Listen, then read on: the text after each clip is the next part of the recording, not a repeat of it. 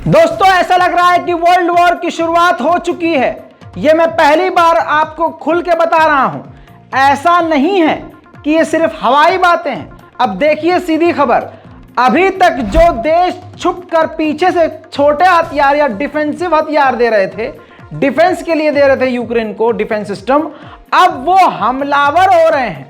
अब पूरे वेस्ट के देश बड़े हथियार, खतरनाक टैंक, लॉन्ग रेंज मिसाइल देने को तैयार हो गए हैं और एक्सपर्ट के मुताबिक ये वर्ल्ड वॉर 3 की शुरुआत लगभग हो चुकी है। जैसे इस रिपोर्ट में पहली खबर देखिए, जर्मनी ने अपना 14 लेपर्ड 2 टैंक देने का ऐलान भी कर दिया है। जर्मनी का इतिहास का सबसे पावरफुल टैंक यूक्रेन को मिलने वाला है। उधर अमेरिका ने भी देखिए ऐलान कर दिया है। जी हां, अमेरिका अपने 31 अब्राहम टैंक देने वाला है, जो अमेरिका के इतिहास में सबसे खतरनाक और पावरफुल टैंक है। इसके अलावा पोलैंड 14 लेपर्ड टैंक दे रहा है यूक्रेन को और लगभग आज या कल में ये सारे हथियार और टैंक यूक्रेन को मिलने वाले हैं। अब आपको बता दूं कि नेदरलैंड भी आ गया है सामने। नेदरलैंड भी 18 लेपर्ड टैंक देने वाला है यूक्रेन को और इसके अलावा पुर्तगाल का भी नाम आ रहा है कि पुर्तगाल भी 4 लेपर्ड टैंक यूक्रेन को देगा। अभी तो और सुनिए, अब आपको फील हो जाएगा कि वर्ल्ड वॉर 3 क्यों बोला है मैंने इसे। स्पेन ने तो 53 लेपर्ड टैंक यूक्रेन को देने का ऐलान कर दिया है और उधर स्वीडन भी सामने आ गया। स्वीडन ने ऐलान किया है कि हम 122 टैंक देने वाले हैं यूक्रेन को। अब देखिए नॉर्वे भी पीछे नहीं है। नॉर्वे ने भी ऐलान कर दिया है कि हम भी 8 टैंक यूक्रेन को दे रहे हैं। साथ में फिनलैंड ने आंकड़े नहीं बताए हैं, लेकिन ऐलान कर दिया है कि हम भी यूक्रेन को टैंक देंगे। तो मैंने आपको कितने सारे वेस्ट के देश गिना दिए जो टैंक पर, ऐसा लग रहा है कि रणनीति बन गई है। रणनीति बना के जैसे कोई ऊपर बैठा है और वो कह रहा है कि अब इतने दिनों के अंदर सिर्फ हमें टैंक देने हैं और भारी भरकम टैंक देने हैं, जिसके पास जितने टैंक बस यूक्रेन को दे दो। तो ये पूरी प्लानिंग के तहत हो रहा है। अब इसीलिए रशिया वर्सेस वेस्ट, ये वर्ल्ड वॉर 3 की शुरुआत कही जा रही है। अब ताज़ा तस्वीर ये देखिए, ये अब्राहम टैंक है, पोलैंड पहुंच चुके हैं। नहीं पता कि ये कौन से किस देश के द्वारा भेजे गए हैं, लेकिन पोलैंड के बॉर्डर के अंदर अब्राहम टैंक से भरी हुई ट्रेन देख रहे हैं आप। उधर यूक्रेन के प्रेसिडेंट ज़ेलेंस्की ने फिर से कहा है कि हमें टैंक की ज़रूरत है। सारे प्रोसेस को यहाँ हम तक पहुँचाने को, टैंक के प्रोसेस को जल्दी करें पूरा। उधर जर्मनी के चांसलर की नींद उड़ी हुई है। जर्मनी के चांसलर ने कहा है कि हम यूक्रेन का समर्थन करते हैं, लेकिन हम नहीं चाहते कि नेटो की जंग रूस से हो। उधर जर्मनी के अंदर ही रूस के जो राजदूत हैं, उन्होंने कहा है कि ये जितने भी टैंक यूक्रेन भेज रहे हैं उन सबको तबाह कर दिया जाएगा। उधर अमेरिका के पेंटागन ने ऐलान कर दिया है और ऑर्डर दिया है अपने ही, यानी अमेरिका में हथियार बनाने वाली कंपनियों को कि आप प्रोडक्शन को डबल कर दीजिए। उधर अटलांटिक महासागर में रूस के युद्धपोत ने खतरनाक ड्रिल करी है। रशिया भी बड़े हमलों के लिए तैयार है।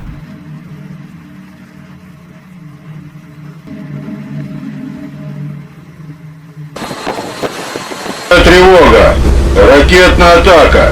Стрельба по надводной цели 60. Обе машины вперед, самый полный. Есть обе машины, вперед, самый полный. На ромбе 270 градусов. Командиру боевой части 2 принять целеуказания. Корабль в огневой позиции. Есть, начат пусковой цикл, крышка открыта. Есть сход изделия по ракетоместу номер 1. Крышка закрыта.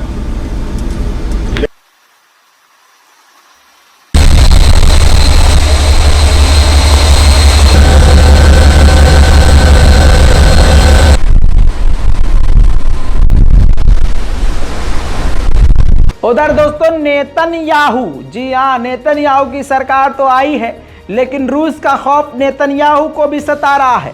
जी हाँ, नेतन्याहू की गवर्नमेंट ने भी हथियार, डिफेंस, आर्टिलरी, बम यूक्रेन को देने को मना कर दिया है। जी हाँ दोस्तों, ये है सबसे बड़ी खबर। बड़ी बात यह है कि अमेरिका के डिफेंस मिनिस्ट्री के पॉलिटिकल पर्सन ने, मेंबर ने सरकार के ही व्यक्ति भड़क गए हैं नेतन्याहू पे। इजराइल पर भड़कते हुए कहा कि नेतन्याहू की सरकार आई है, सरकार बदली है, लेकिन उनकी नीति नहीं बदली और पूरी तरह से उन्होंने यूक्रेन की मदद करने से इनकार कर दिया।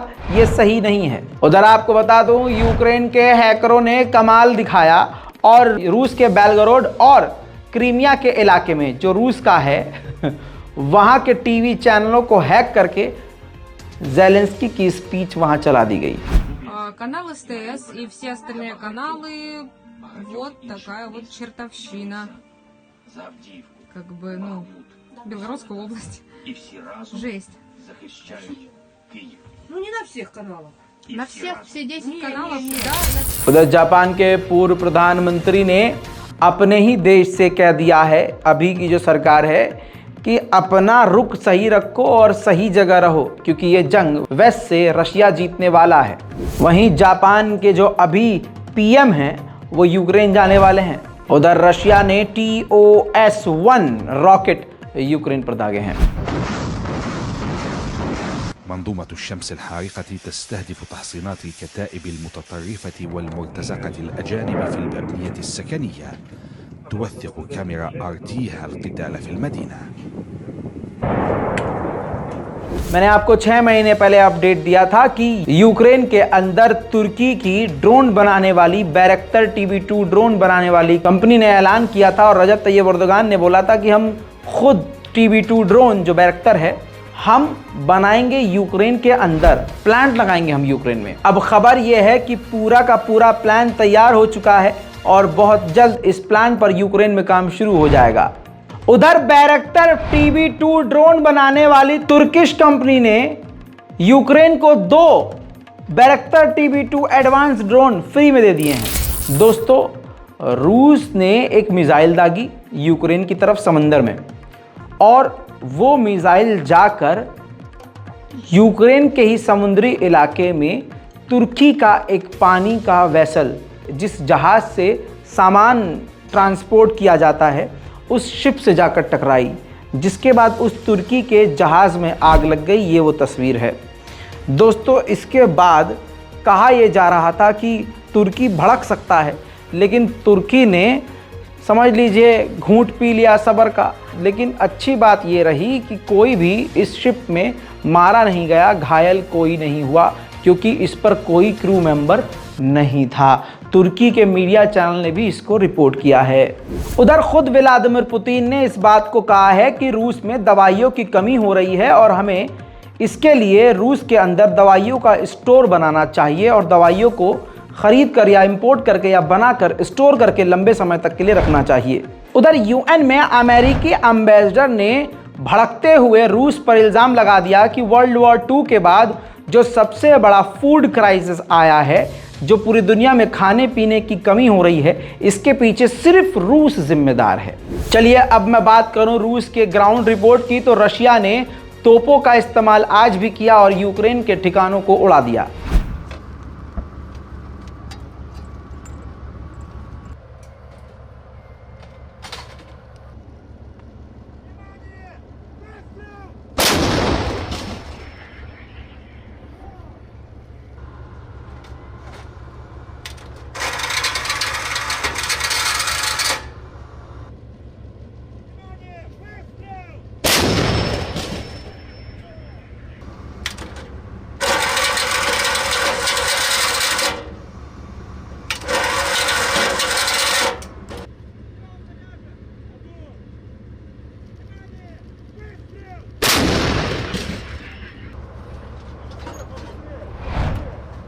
वैगनर ग्रुप ने रूस की पार्लियामेंट से गुजारिश की है, जो भी चैनल हमारे लोगों को बुरा दिखा रहे हैं आप उन चैनलों को बैन कर दीजिए। उधर देखिए दोस्तों, जो 4 दिन पहले बताया था मैंने वो कंफर्म हो गया है। यूक्रेन ने खुद कंफर्म कर दिया है। यूक्रेन ने मान लिया है कि हमने अपने सोलेदार शहर से अपने घायल सैनिकों को निकाल लिया है। हमारे सैनिक वहां से जिंदा वापस भाग आए हैं और वो इलाका अब रूस के कंट्रोल में है। यूरोपीय यूनियन में जर्मनी की फॉरेन मिनिस्टर ने कहा है कि यूरोपीय यूनियन रूस से लड़ रहा है, आपस में नहीं लड़ रहा। दोस्तों, इनके इस बयान से ये साबित हो गया, जो ये इस वीडियो का टाइटल है, कि वर्ल्ड वॉर 3 है, क्योंकि जर्मनी की फॉरेन मिनिस्टर ने भी कह दिया है कि यूरोपीय यूनियन रूस के खिलाफ जंग लड़ रहा है। And therefore, I've said already in the last days, yes, we have to do more to defend Ukraine. Yes, we have to do more also on tanks. But the most important and the crucial part is that we do it together and that we do not do the blame game in Europe, because we are fighting a war against Russia and not against each other. Thank you. Thank you, Madam Minister. वहीं दोस्तों 2 British नागरिक Ukraine में गायब थे जो रूस से लड़ रहे थे। अब खबर कंफर्म आ गई है कि उनकी मौत हो गई है रूस के सैनिकों से लड़ते लड़ते। एक रिपोर्ट बड़ी हंसाने और गुदगुदाने वाली आई है। इस रिपोर्ट के मुताबिक जो ब्रिटेन है, जो इस वक्त रूस पर सबसे ज़्यादा हमलावर है और पुचुक पुचुक के बोल रहा है, अब वही ब्रिटेन बड़ी मुश्किलों में है, क्योंकि वहाँ पर तेल और गैस की कमी हो रही है, ईंधन की कमी हो रही है। तो रिपोर्ट दोस्तों, ये वो रिपोर्ट है जिस रिपोर्ट में दावा है कि ये ब्रिटेन रूस से तेल ले रहा है भारत के ज़रिए, डायरेक्ट नहीं ले रहा है। और ऐसे ही कई देश यूरोप के हैं जो रशिया से चोरी चुप के तेल खरीद रहे हैं। उधर यूक्रेन के अवदिका के इलाके में रूस ने हमला किया। हमले के बाद का मंजर आपके सामने है।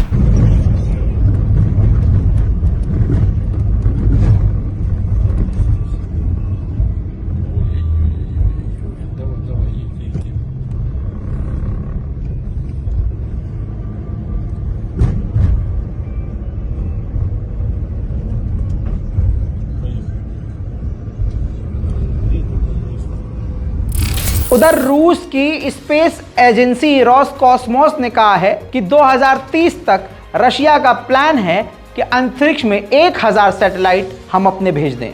इसके अलावा रूस ने अपने फाइटर जेट सुखोई Su-25 से हमला किया।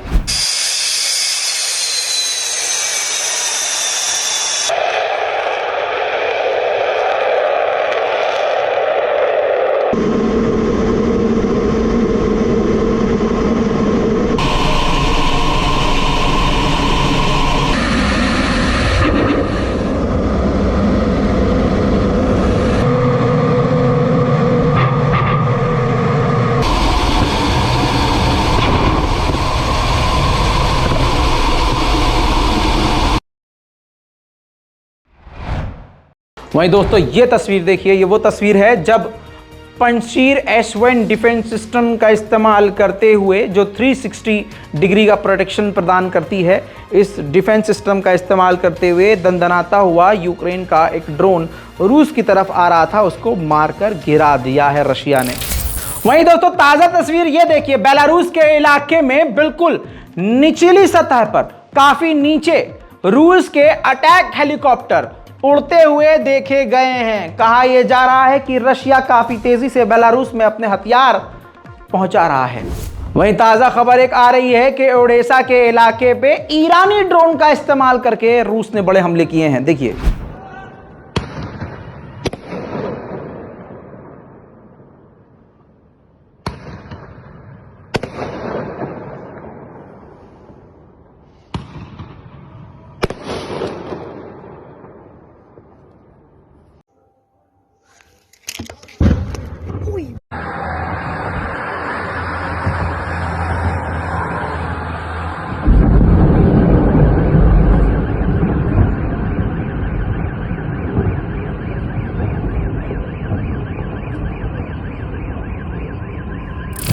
दोस्तों इस पूरी रिपोर्ट पर अपनी राय कमेंट में देना मत भूलिएगा। रिपोर्ट को शेयर कीजिए। मैं हूं रजा और आप देख रहे हैं रजाग्राफी। जय हिंद।